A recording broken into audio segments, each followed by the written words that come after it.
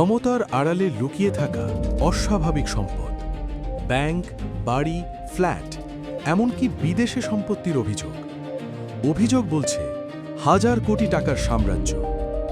আজ গণকণ্ঠ ক্রাইম স্ক্যানারে পদ্মা ব্যাংকের সাবেক চেয়ারম্যান নাফিস শারাফাত।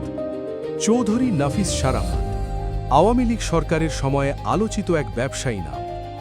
পদ্মা ব্যাংকের সাবেক চেয়ারম্যান হিসেবে তিনি দীর্ঘদিন ছিলেন প্রভাবশালী আলোচনায়। তার ব্যবসায়িক উত্থান, প্রভাব বিস্তার এবং সম্পদের পরিমাণ আজ তদন্ত সংস্থার প্রশ্নের মুখে। অভিযোগ অনুযায়ী গুলশান, বারিধারা, বনানী, খিলক্ষেত, বাড্ডা, নিকুঞ্জ, পূর্বাচল ও গাজীপুরে বাড়ি, ফ্ল্যাট ও প্লটের মালিকানা রয়েছে নাফিস শারাফাত ও তার পরিবারের নামে।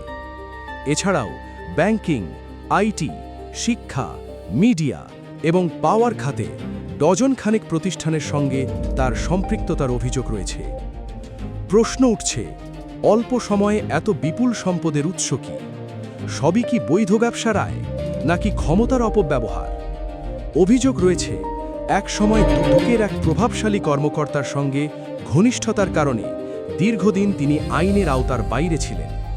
এমনটাই দাবি করছেন অনুসন্ধান সংশ্লিষ্টরা। অভিযোগ গুরুতর, কিন্তু তদন্ত বলছে এখানেই শেষ নয়। পরবর্তী পর্বে দেখুন দুদক ও সিআইডি কিভাবে এই সম্পদের উৎস অনুসন্ধান করছে। দর্শক, সত্যের পথে আপনার তথ্যই আমাদের শক্তি। কল করুন স্ক্রিনে থাকা নম্বরে, ইমেল পাঠান প্রদর্শিত ঠিকানায়। গণকণ্ঠ ক্রাইম স্ক্যানার, সত্য প্রকাশের প্রতিজ্ঞাবদ্ধ। Crime scanner.